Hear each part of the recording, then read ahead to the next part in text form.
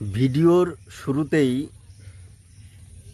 ADV advocate Sangeeta Das ঝাড়া ম্যাডামকে অনেক অনেক ধন্যবাদ ও আন্তরিক শুভেচ্ছা ও শুভকামনা রইল আমার এবং আমার ফেসবুক টিমের প্রত্যেকটা সদস্যর তরফ থেকে। আমরা ফেসবুকে এবং সোশ্যাল মিডিয়ায় যারা কর্মরত আছি তারা প্রত্যেকেই জানি এই আইডি দুটো, বা এর আগে ওই বাচ্চা মেয়েটা যে সিঁদুর পরে রাস্তাঘাটে নাচানাচি করছিল, তাদের আইডিতে যে কেস হয়েছিল সেটা ওই অ্যাডভোকেট সঙ্গীতা ম্যাডামই করেছিলেন।